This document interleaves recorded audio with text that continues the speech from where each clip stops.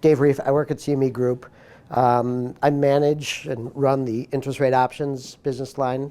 So that covers Eurodollar options, Treasury options, Fed fund options. I'm also pretty heavily involved in the Eurodollar and Fed fund futures. Nick Howard over here is a friend of CME. He developed a very nice options analytics program called QuikStrike that he's been working with us throughout probably for close to 3 years now, providing us tools, analytic tools, all for free on our website that people find extremely useful, especially people who are starting to dabble into options and looking at options. So we didn't really know exactly what. We were actually told to come talk to you folks, and mainly they want us to focus on the option strategies and how they trade. And so what I was going to do from the CME standpoint is, there we go, I have an agenda. I was going to mainly just talk about the trends and option strategies that we've seen at CME Group, what people are doing, and really just explain how strategies work. Then I was going to turn it over to Nick, and after 15, 20 minutes or however long it takes. Nick is going to walk through QuikStrike, and he is going to show some of the really nice tools in there where if you're starting to use options, or if there's options that you're really not as familiar with, let's say you're looking at Treasury options, but you want to get more involved in E-mini options or crude options, Nick's program is a great tool to start looking at things and see how to really, really just analyze what-if scenarios on how those options and the strategies work. So hopefully this will be beneficial. Are all of you here options traders, mainly futures traders, or are you guys a little bit of both, or new to options, or? And I asked everyone, and I don't expect everyone to answer me at the same time, but maybe a show of hands. Are people mostly futures? And option traders in here? Couple? So pretty much a mix. For those of you watching, we have 400 people here. So we saw the hands rise. So yeah, so basically I'm going to talk a little bit about options and electronic trading, strategies versus just the outright puts and calls, and why it's much more beneficial to do the strategies. And talk a little bit about requests for quotes and why people really use that in the options functionality and how you guys could use that to see things. Just strategy markets in general. And then we'll hop into the QuikStrike stuff. We were told that basically they wanted us to focus on interest rate options, E-mini options, and energy options. And as I said, my absolute expertise is in the interest rate options. However, one thing I wanted to point out is we have at CME Group, and I'm not going to throw a bunch of numbers at all of you, and that can't get more boring. At CME Group, we have some really nice options resources. A couple years ago, we really got a big initiative around CME to look at ourselves as an options exchange. People always look at it as a futures exchange. And options are a huge amount of our business. To put it in perspective, you take Eurodollar options. I think if you look at CME Group's open interest in general, open interest at CME Group is probably, we'll say, close to 100 million contracts. Eurodollar options open interest is 33 million contracts. So obviously people are making use of it, where you think over a third of our open interest is in Eurodollar options. So we start saying, we need to start pushing the option story to people and get out, because when it comes down to it, most options are pretty similar. Each of them have their own little intricacies. However, there's not a lot of difference between trading a treasury option and a grain option in terms of having, what goes into the modeling, et cetera. CMEgroup.com/options, tons of resources that talk about options. One of them that we put out every month is a tracker on the volumes in our different core products, basically, across asset classes. And I just copy and pasted interest rate, equity, and energy in here. Conveniently, they were in that same order on our webpage, so I was able to do a good copy-paste of it. But as you see, electronic percentages are pretty significant in all of these products. That's one of the big things that people don't think about, is that, I can only do the options in the pit. As a matter of fact, that's the only thing we have pits for now, is options, at CME Group. However, we've seen some incredible trends towards electronifications in the core products. And there's a bunch of exceptions in that, but when it comes down to it, you look at Treasury options right now as a whole in the complex, 2/3 of the volume is on the screen, and frankly, liquidity on the screen is better than it is in the pit. And that's just, anecdotally and just observationally, that's what we see. E-mini options are 100% electronic. They still have the big S&P options trading on the floor, but the E-mini is exclusively on the screen. So obviously that's just one source of liquidity. That's a big fear of people with the options in general, is when you look at it, you could say on the treasury options, there's really two pools of liquidity. Most of the traders, the sophisticated traders, they're on the floor, they're on the headsets, they're on their screen, so they know what's going on everywhere. But theoretically, there could be markets that are different in different places. It doesn't really happen in the mature markets, but that's a possibility. However, that's not going to be the case in the E-mini options. And frankly, it's really not the case in the treasury options because these guys are so tuned into that. Energy options, if you look at the WTI, which is the main core energy product that we have, they've made some huge inroads. If you look a couple years ago when that electronic percentage, it was all done as blocks, it was all done in the pits at the NYMEX, 63% of their volume now is done electronically. Jeff White, who runs that complex, he's done some amazing job of getting that more electronic. This comes out every month, and there's more to it than just the snapshot, and the URLs are in the presentation, which we could send around afterwards to everybody. So enough of the numbers here. So I think the big thing, and again, I hope I'm not boring people with this, is the thing that a lot of people don't realize is that you could trade outright puts and calls, which is easy to do. You could do a call and a put, and that would be a straddle if it's at the same strike, if you're buying or selling the same strike. However, you could also create strategies on Globex, and through most softwares allow you to do that. So what I mean by that is it's a separate order book between the straddle and the outright calls and the puts. And typically, as I'm going to show in a couple slides, you're going to see better markets in the strategies than you're going to see in the outrights if you're trying to leg the stuff. So there's hundreds of strategies listed out there, and we'll get into how all that works in a couple of minutes. However, they're all independent markets where they're not interfering. There's no implieds between the outrights and in the going with the strategies. So there's opportunity there in the sense of looking at volatilities, looking at the outright calls and puts, looking at the strategies where there's chances to take advantage of differences in those markets. There are some plans with it at CME Group in a real limited function to put in some implied functionality in some products. Of the list that we talked about in the treasuries, the E-minis, and the energies, they are looking to do some of that implied technology, and that's probably first quarter next year in the energy options. We have no plans to do it at this time in the treasuries and the E-minis. However, it's going to be, again, very limited. Basically, it's going to be in response to an RFQ. If there's no market out there, it'll trigger something where then they'll imply it. They're not going to be implying every single options calculation, et cetera. It's only going to be when there's no markets coming out there. So something to keep your eyes on it.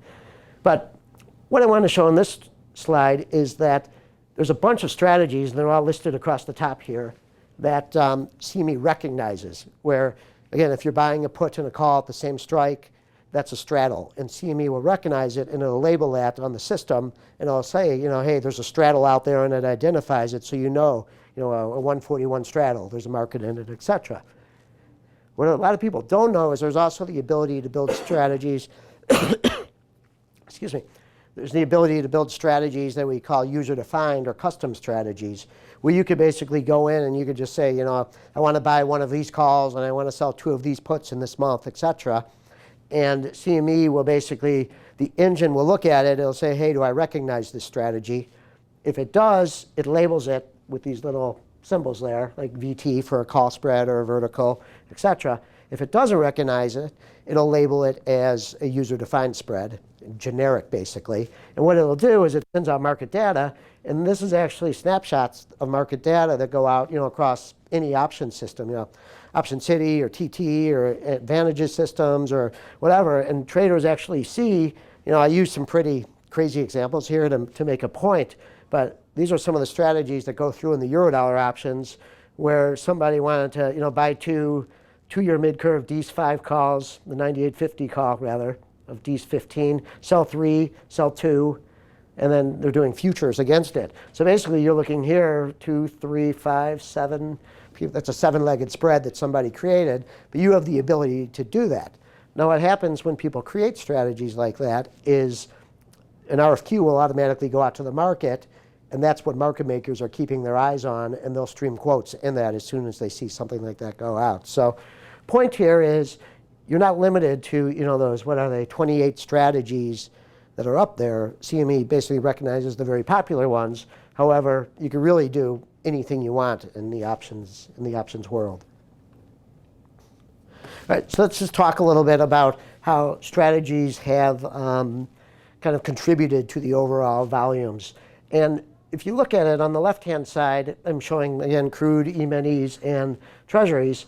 And in the crude oil, if you go back to like Q4 2013, so just a couple of years ago, 15% of the overall Globex volume came from strategies. Now it's up to 36%. So people, much more spread volume going through. E-minis, we've seen there's been a rise, 38% to 5%. So you could say, oh, it's dropped down a little bit, but that could just be whatever's going on in this quarter. Treasuries have been pretty consistent, that strategies have really been the main driver of the business. Some months we see it going up as 70% of the volume comes from strategies, but pretty consistent in the 60s, even for the past 3 years. One of the reasons for that is 4 or 5 years ago in the market making programs we really put an emphasis on ensuring that market makers put markets out in spreads. And that's where we're starting to see the nice tight markets, and how I mentioned that you could get much better fills by going through and doing things as an actual spread than going through and doing it as the outrights.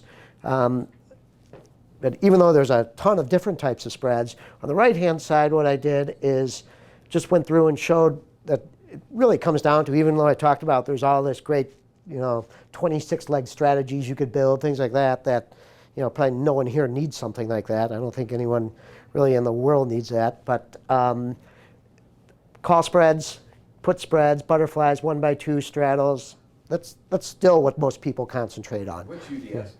UDS is what I was talking about, the user-defined spreads. That's where you could build your own. It's something that's not recognized. So there still is a lot of volume done in those. But when you look at it, and I didn't put this on the slide, we ran some analytics. And really the typical leg size, if you took all the volume and all the strategies that trade and figured out how many legs, most things are like 3-legged strategies. So you're talking about your call spreads, your put spreads, as the data shows, straddles, triangles, butterflies, which are basically 4 legs, 1x2 by 1. And Nick will talk a little bit more about some of these strategies. But these are all the really, really important strategies where you could take safely, quotes going up, or more conservatively, I think is probably a better word, take a view of the market. You think rates are rising, so obviously the markets are going to start going down. We all know they're inversely related. Yes, you could buy a put, and that might say, hey, the market's going to go down, but a safer strategy is a put spread. Vice versa, you think the rates are going down, and you could buy a call spread, the market goes up.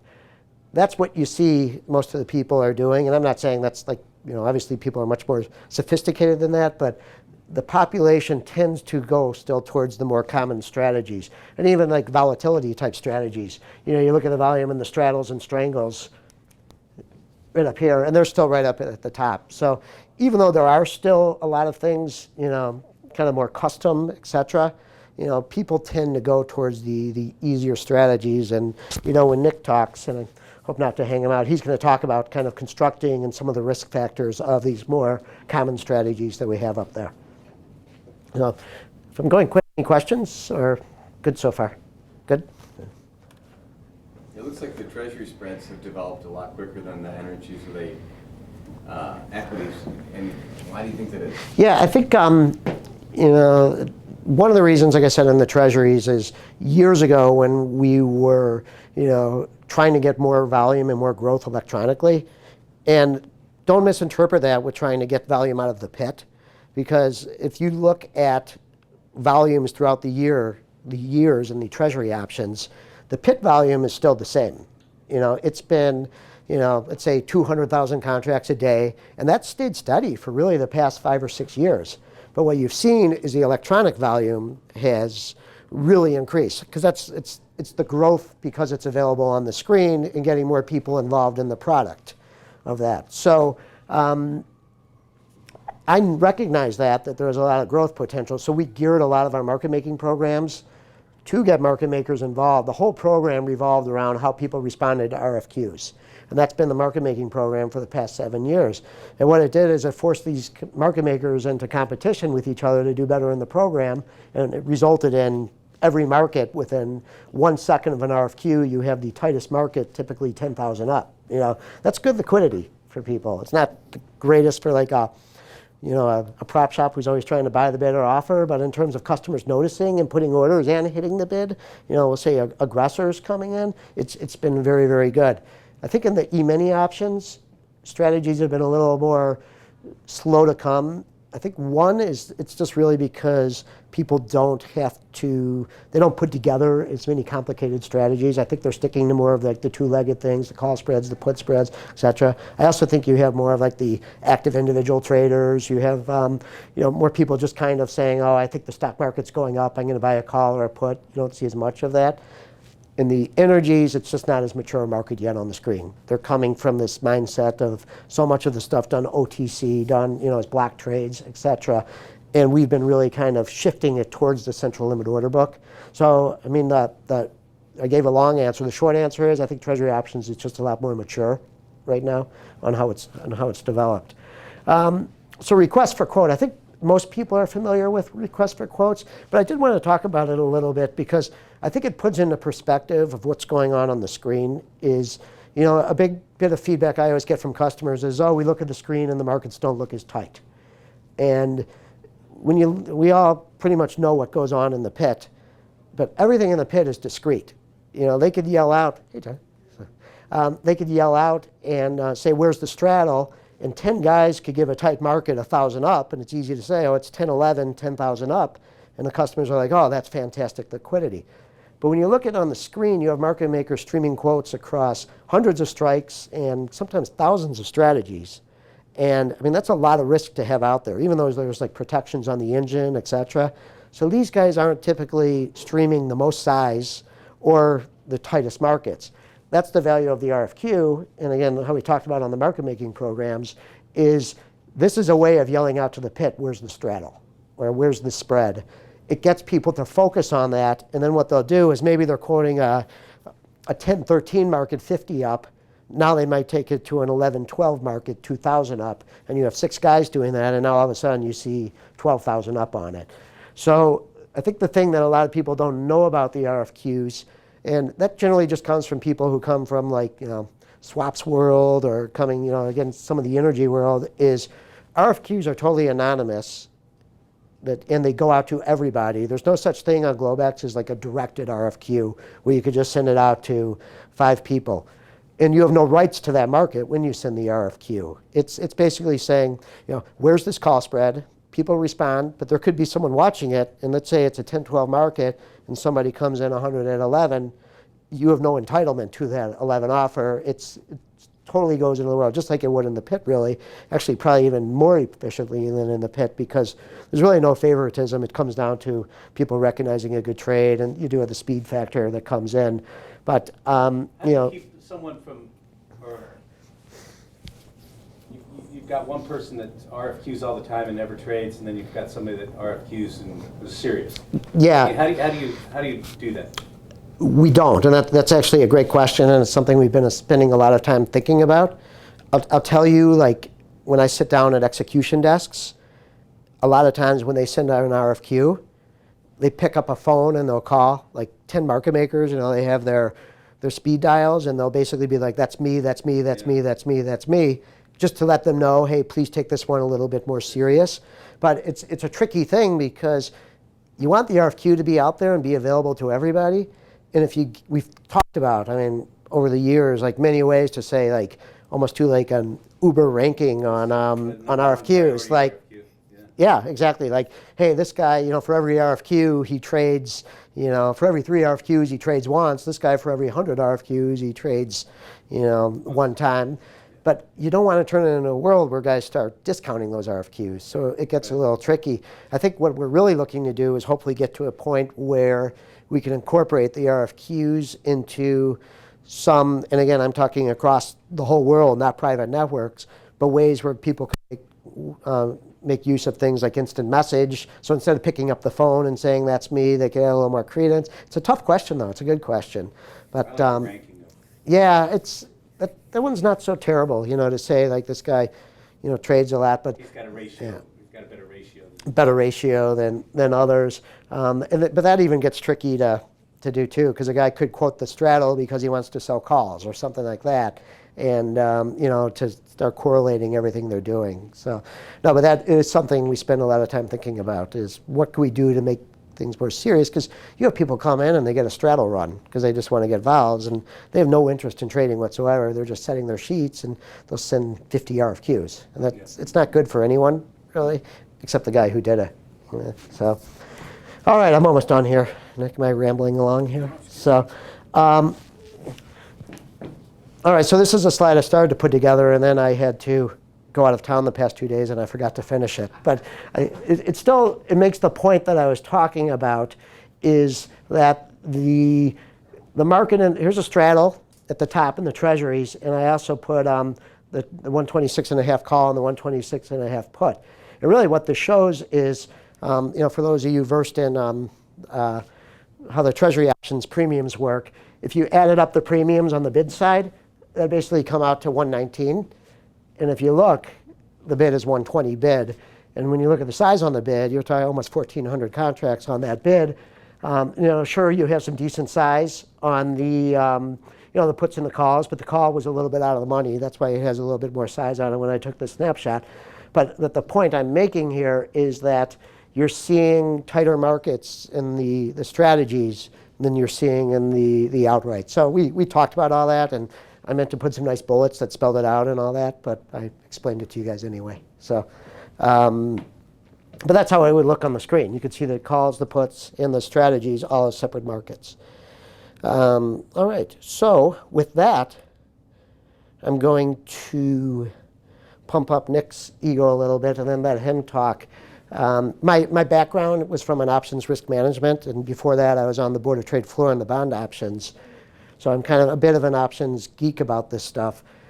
And about 4 years ago, I was out with a customer, and we were having lunch, and he pulled out an iPad, and he started looking at all these values on his iPad, and I'm like, what is that? And it turned out it was QuikStrike. And just knowing the program that I used to work with, which was a great program, I won't name it, but it, as most option programs are, there's a lot of user inputs. There were a lot of things that you had to do, and any mistakes in it, just like anything, garbage in, garbage out, would come out, and you could get some bad risks, etc. Again, very good program. Just it's the nature of the beast of options. So I started looking at QuikStrike, and it was just a absolutely fantastic program. And there's no real inputs on your end, except in a few places that you want to have inputs. But in terms of risk and seeing how things do, it's very user-friendly. So CME formed a partnership with Nick where he started providing us with a bunch of tools, analytic tools, etc. We've listed some of them here, but I'm going to turn it over to Nick, and he's going to talk about the program, how you could get to the program, and it's totally free on our website, by the way. Get to the program. And okay, so as Dave mentioned, my name is Nick Howard. Give you a little bit of background about me, just so you understand where QuikStrike's coming from. I have a development background, so I was a programmer before I was a trader, and I spent 7 years down in the CME in the Eurodollar options. I started working at O'Connor and traded in that pit for about 7 years.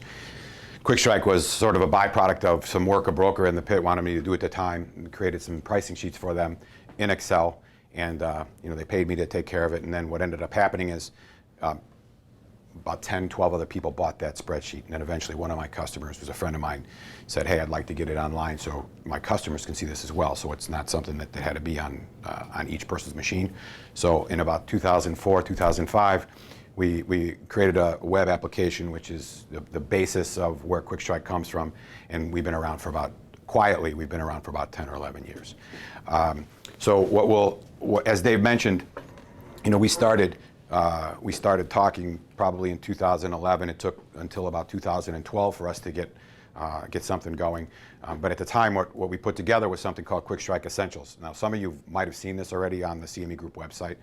And we call it Essentials because it's sort of the things that you need to know just on a daily basis in order to kind of get along with the markets and start looking at things that you might want to trade, that type of stuff. So Essentials has been around for about 3 years as it stands out on the site. You have to register. It doesn't cost you anything to register. There's a subscription version of QuikStrike available. I will go into that a little bit, but this is by no means, I'm not pitching that at all. What you're going to see is the Essentials is there, and there's lots and lots of people that use that every day and never step up to anything beyond that. And I gave Dave a stat the other day. Last month, we hit 425 unique users for that month alone.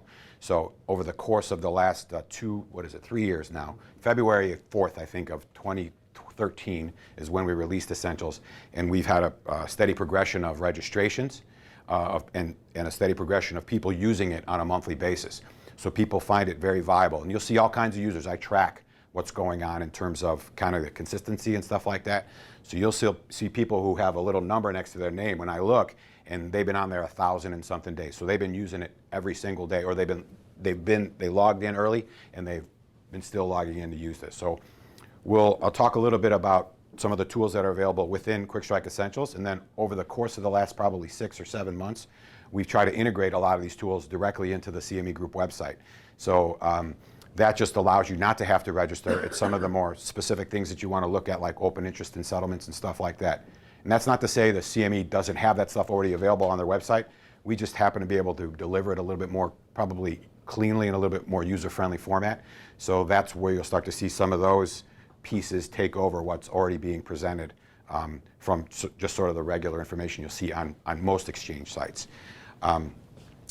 And all those free ones that you see where you don't have to register, those gradually get integrated into Essentials as well, and those are also always generally available within the paid version of things.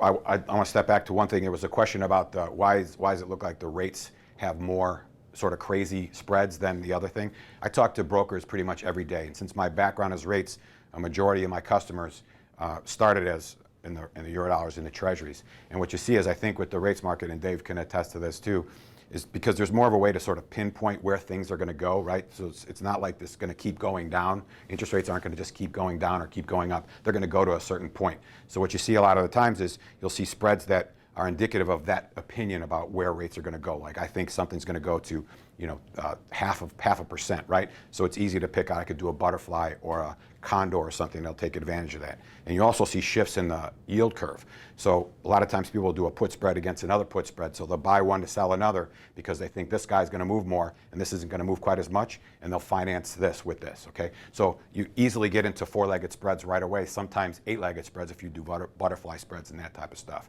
So, yeah, term structure, exactly. It's definitely term structure trades that are out there, which really lend themselves well to doing complicated things. So that's kind of why I think you see more stuff, and I'm just starting to see more and more what's going on in the crude and the equity stuff. I don't, since I don't have a specific background on that, my interest isn't generally toward that. But you see some of that coming as people start to target like placement within a particular commodity or index. But I don't think you're ever going to see it, in my opinion, the way you're going to see it in the rates. The other nice thing about the rates and the treasuries that you'll see specifically in QuikStrike, and I'll show that's in the upgraded version, we sort of pre-build all that stuff for you too. So the common spreads, the call and the put spreads and that type of thing, so you can go and look and see the prices of these things right away. So call, put spreads, 1x2s, condors, butterflies, trees, all that kind of stuff. CME Group website, everybody should know where that is, but as Dave mentioned, there under the trading section, there's a tool and resources, okay? And what you'll find here is you'll see the landing page for the QuikStrike Essentials. All right, so once you jump into the QuikStrike,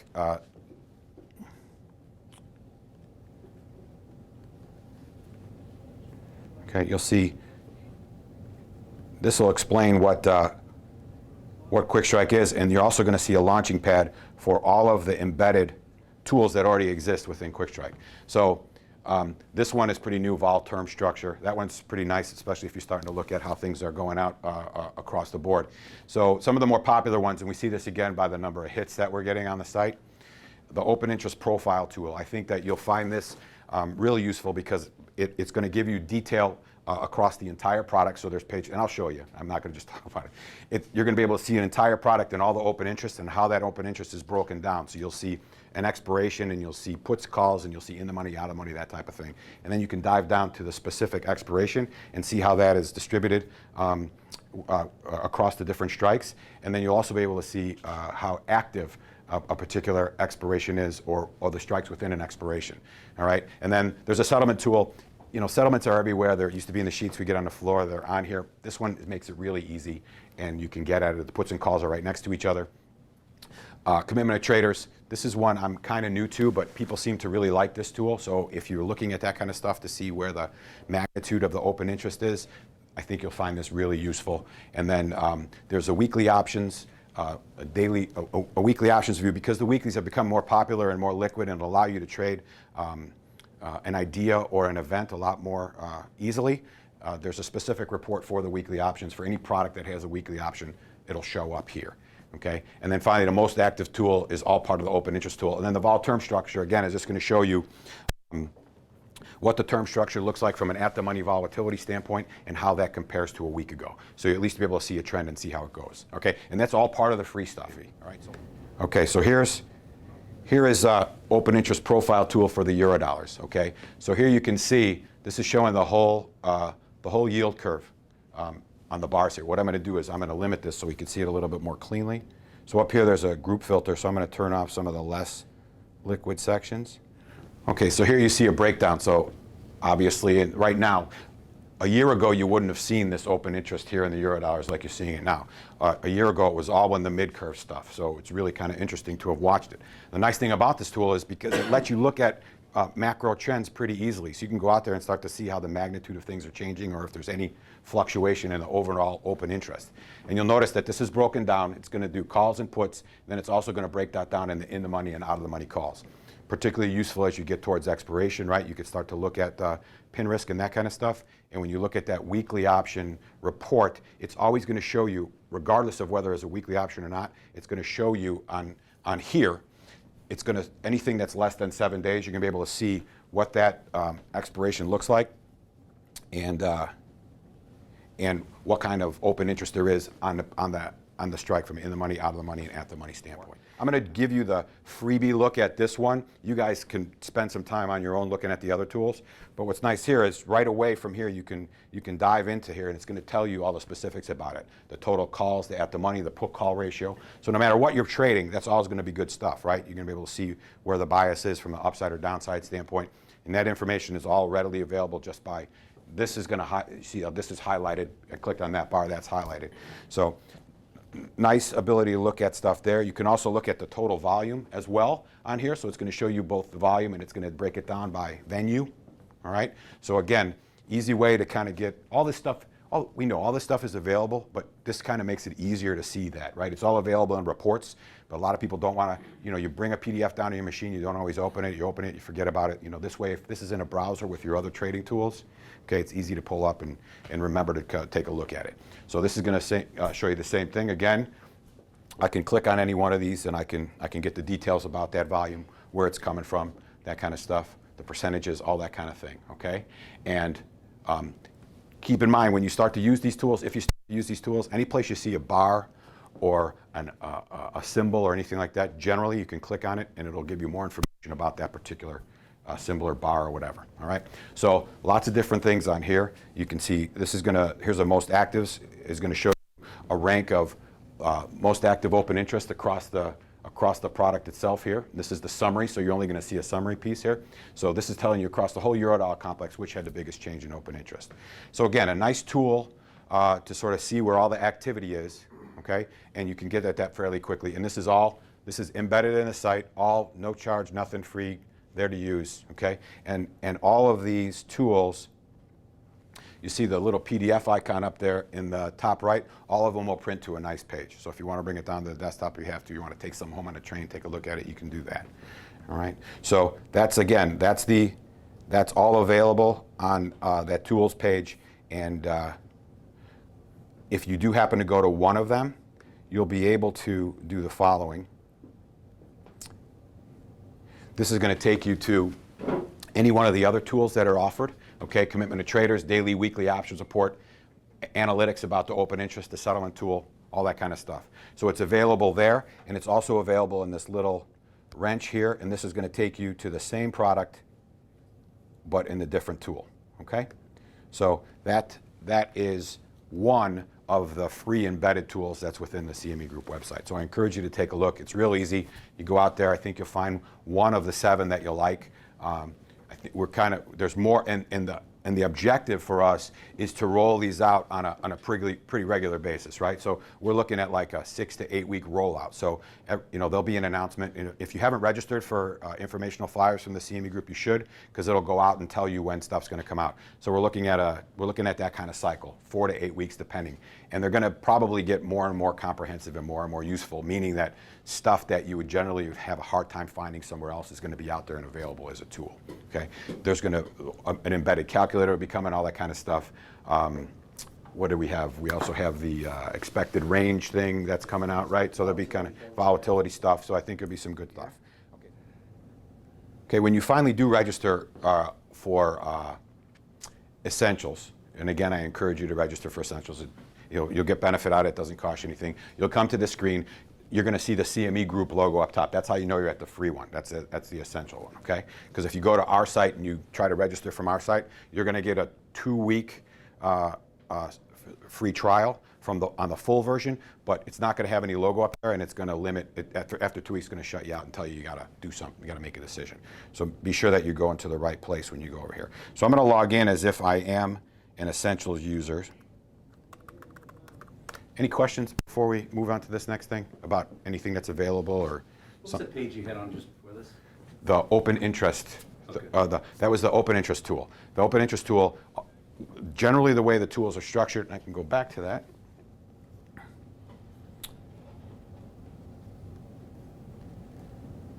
Let me just get through.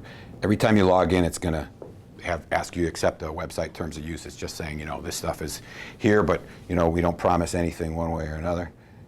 But, so yeah, this is the option and open interest profile tool. And keep in mind, you'll go to a page, but then you're going to have all this other stuff over here. So that's how everything's structured. All the detail within a page is going to be left tab centric. And you'll notice up here, in particular for the Eurodollars, we've done, we've broken all these down into their portions of the Product drop down. the product. Oh, sorry, yeah. And then also, here's the product drop down. Okay, so we cover most of the liquid products. So anything with a substantial amount of open interest, where we can create a volatility curve, that's what we cover. So, and just to give you an idea how it works, okay, when you come into the essentials, what you're going to see when we start looking at prices and volatility, at the end of every day, we take in all the settlement prices, we generate the implied volatilities, and then we put those in there, and you're going to see a skew curve for that expiration, okay? And the CME Direct, we are tied in with the CME Direct as well. What we do throughout the day is we're reading the mid-markets that are out there for the strikes. We take all the mid-markets, we fit a curve to those mid-markets, and then we publish that curve to CME Direct. And that's happening on a regular, it's probably a 10-minute cycle. And then for expirations that are under 70 days, it's on a 5-minute cycle. So we split it as you get closer to expiration. So if you're using CME Direct, you'll be able, they'll have a drop down in there to let you see QuikStrike volatility. So that'll be your implied volatility column. And then also within CME Direct, and I encourage you to take a look at that as well, there is context menu QuikStrike integration. So if you right click and go to the QuikStrike menu, there's going to be if you click on the futures bar, you're going to get futures information. Options bar, you're going to get options information. If you click on a strike, you're going to get strike level information. So all that stuff is in there. So you should take a look. I think it's some good stuff. Okay, so now here we are. I'll go back to euros here. Want to do treasury? Sure. In 10-year? Thanks. Okay, so here's the 10-year. So what you're going to see here, all these. This is QuikStrike is structured.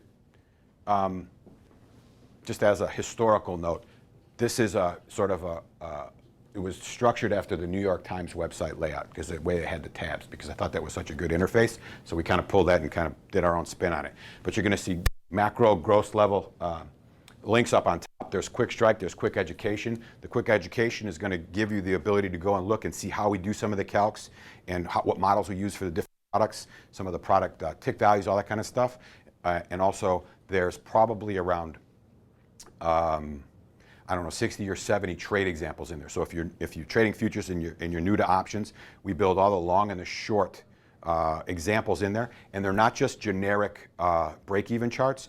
There are specific charts. When I show you, you're going to see that when you go to Eurodollars, it's going to default to whatever the contract you're on, and all the examples are going to be specific to that expiration. So you'll be able to see what something really looks like around the money, what a call spread looks like, or a butterfly, that kind of stuff. The break-even is live.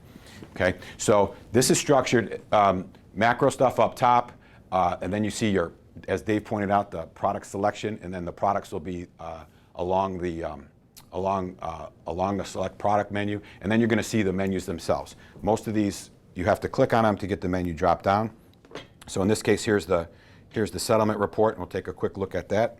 So what you have here is this is the contract itself. Okay, that's the Jan 10-year contract. If you want to see a different contract, all of the expirations are at this level. So it's going to tell you all the expirations, what futures associated with it. As much as that seems obvious, a lot of times it's not obvious. In some of the products it is, that actually have the serials to the quarterly, but in some of the other ones like corn and metals and that kind of thing, it's kind of weird. So it's good to know what it is. Tell you the days to expiration, so you get to get an idea of where stuff is in terms of some of the market events that are occurring. And what we'll be doing soon is integrating the economic news calendar into this, so you'll be able to go to a page and see where expirations fall within the economic calendar. So then if you start to look at something, for instance, the FOMC rate decision is on December 16th. So you'll notice when you look at a Eurodollar, the DES expiration is December 14th, so that's sort of useless to the event itself. So you have to go out to the Jan, or you have to wait until some weeklies come on in order to do that.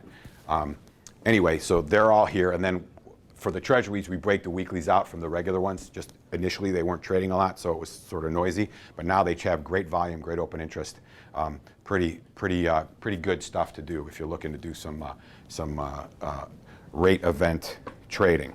Okay, so here's the settlement page. Pretty straightforward. Calls on one side. You see the settlement, the prior and the change. Puts on the other side. This is sort of the difference, right, of some of the other stuff. If I highlight over a strike, I'm going to see everything. It just makes it easy to see this stuff, okay?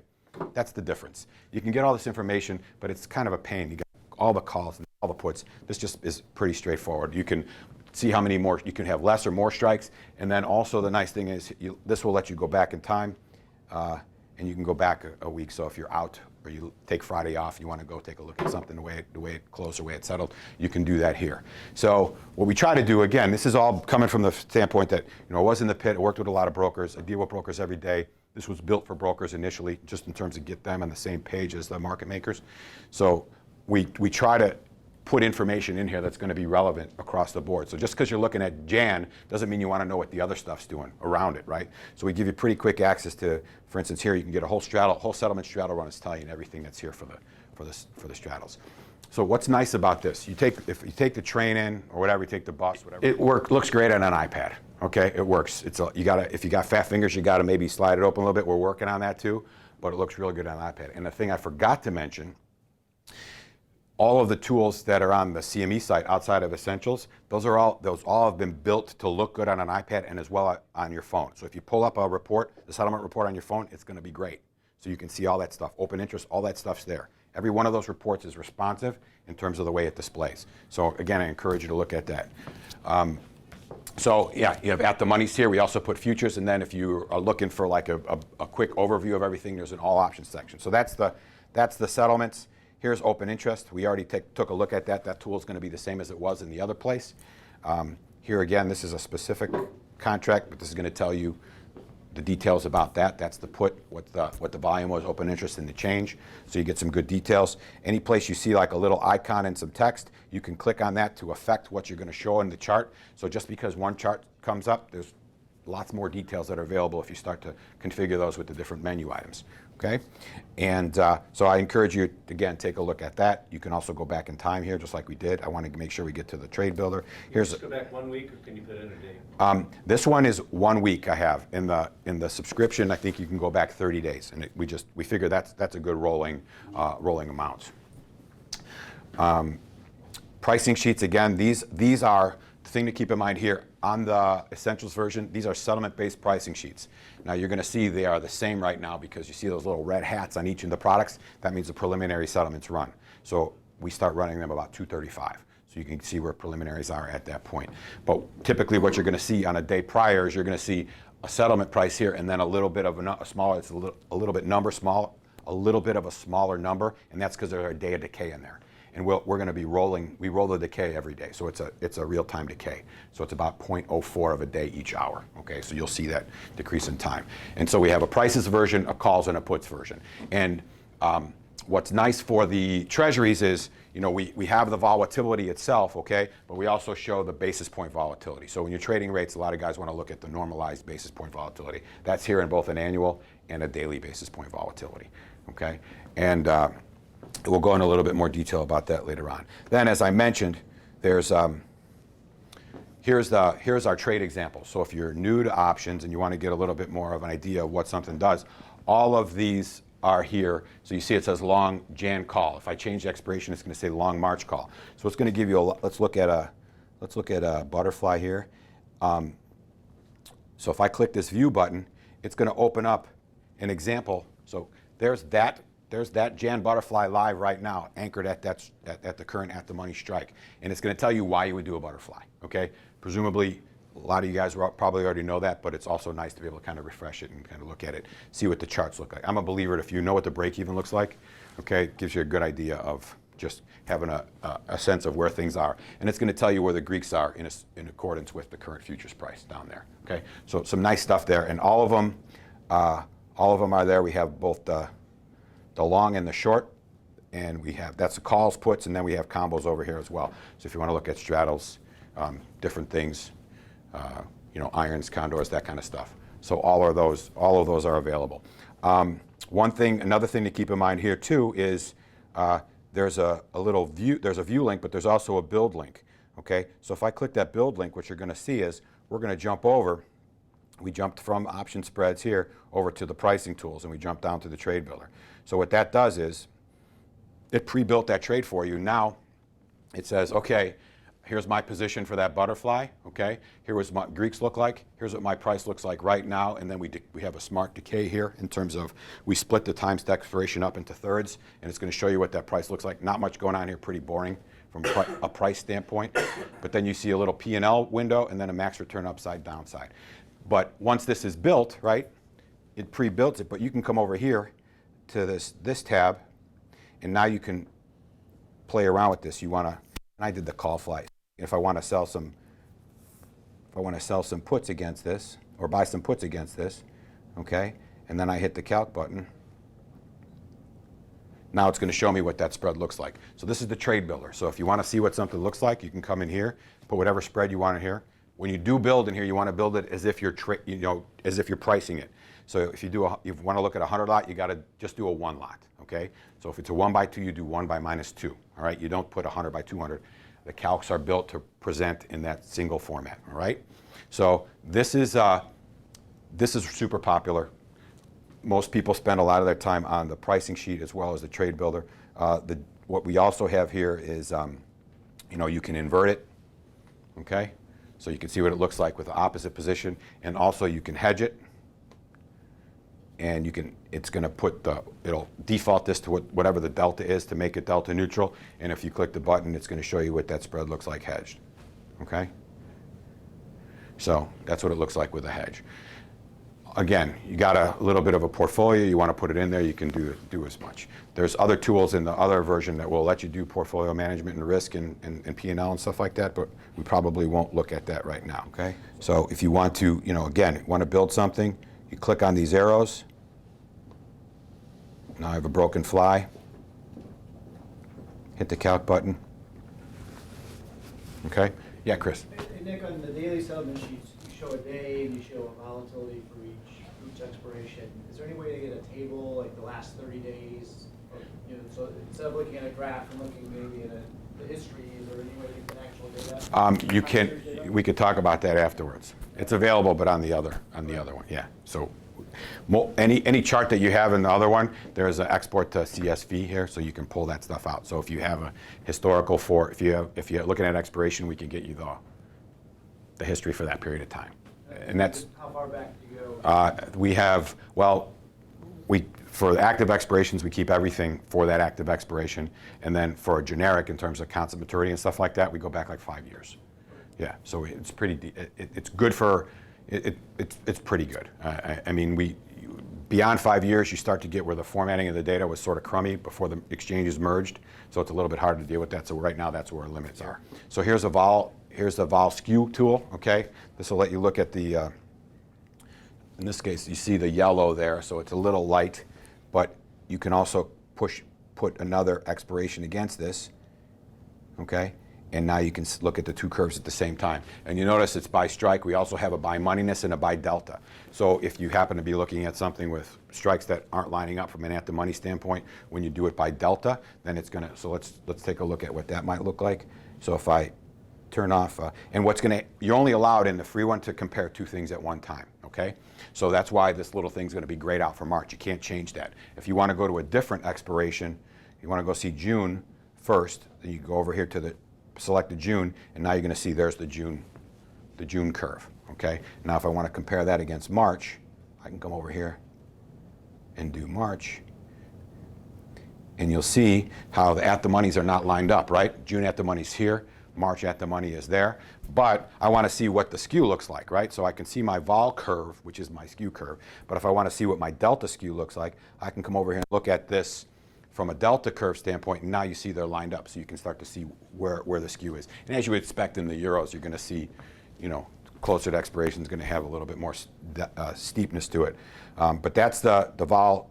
That's for vol curves, and then the vol term structure is here. This is going to show you what the whole thing looks like. And in this case, we're looking at, say, euro dollars, right? So this is showing 1 year's worth of the front euro dollars. But you can look, euro dollars, interesting, right? Because every sort of section of the curve trades like itself. And there's actually almost a year's worth of expirations that trade within each of those little sections, right? So we show you a term curve for each one of these different sections. So here you know, short dated one is going to keep this out of whack.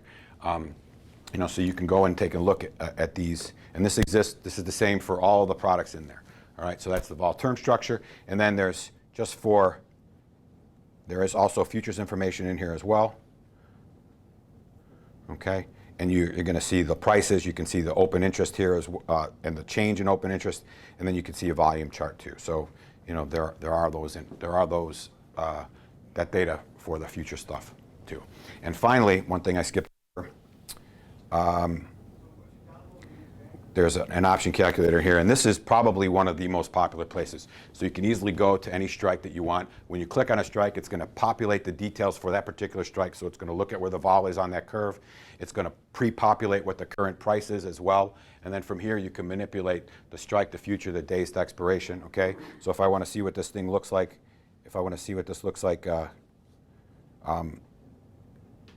you know, at the end of the month, I can do that, and I can, if this is the volatility, what's that price going to be? Okay, so I can see how that price gets affected based on us moving forward. I can manipulate the futures. I can change the strike. You'll notice that I'm on the at the money, so it did the radio button as the straddle. If I click an out of the money put, it's going to calculate it's going to set the put and put the put price in there, because typically that's what we're looking at, right? We're not looking at the deep ins. We're looking at the out of the monies to determine the volatility value. Okay, so that's the free version. A lot of good stuff there. So, I mean, there's people spend tons of time here. If you're looking to make trade, if you get trade ideas and stuff like that, typically it's sort of agnostic to you know, you saying, I think something's going to go this direction. You can look here, build your trade, and all that kind of stuff. Print it out. There's no PDF function in here for printing that stuff out. But you can get most of kind of your theorizing done here. And then if you want to learn about what we're doing in here, there's a quick education tab. And here you can see the trade examples we talked about. Here's how we're doing our calc. So if you want to see how we're calculating the deltas, okay, in the gamma, the vega, and theta, what math we're using and what our scaling factor is, because some numbers you might look and go, that looks big. But this is going to tell you exactly, and this is alive. We're on June, so this is taking the June at the money and actually doing a calc for the delta in this case. And the same thing for the gamma, the vega, okay?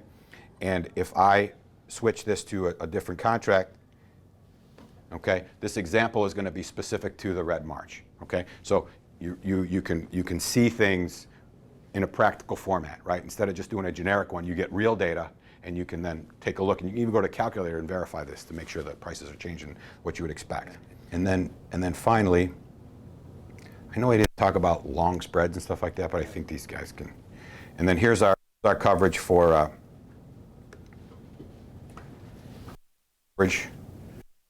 the options, what we have out there. Okay, so this is our product list that we're covering on here. And also what you'll see up there, you saw an update schedule. That doesn't apply to the essentials, but on the, there it is. So on the subscription version, there are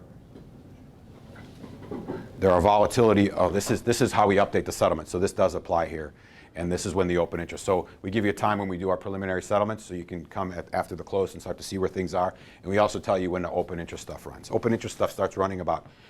The CME doesn't give a final settlement file till after 6:30, so that's when final settlements occur. But generally, preliminaries are pretty good, and the open interest stuff doesn't start appearing until after midnight. So if you come in, it's really got to start looking in the morning for those open interest numbers. All right, so that's there. And then finally, just as sort of a quick look, here's a look at the full version. Here you see I'm on the market dashboard, and here I'll just give you a taste of this. We're on the product overview. So what this is going to give you, and in this case we're looking at the euros, and it's looking at 1 year's worth of data. You can see what the term structure looks like right away, where futures are, how vol has changed throughout the day, and then you can go look at open interest and all that stuff pretty quickly. And there's a lot of different pieces of information in here. There's intraday, where you can start to see how the straddles have changed throughout the day. So it's going to give you basically all the straddle runs. We update this every half hour starting at 7:45.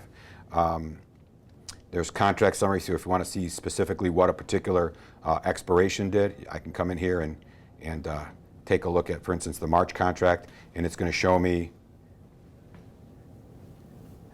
what the at-the-money looks like, what the futures look like. Here's how volatility changed throughout the day, a little open interest summary, what my curves look like, and here's a little look at at-the-money volatility history and compare it to the underlying future. Okay. So anyway, you can register for this as well if you like. That you go to, you search for QuikStrike, like it's spelled, QUIK, and then options, and that'll come up with a link to our site. But my primary thing I tell people is start with the essentials. More than likely, that's going to fit the bill for an extended period of time. But you got lots of information up there. If you have any questions, you go up to the top here once you register. On the essential side, that email will go to me and to Dave. So if you have any questions, and Dave, just ignore it and let me answer it, so it's okay. But he'll get it anyway, so he knows people are showing interest. Thanks a lot, I appreciate it. And if you got any questions, feel free to ask them. If you want to talk afterwards, I'm glad to do the same. So appreciate it.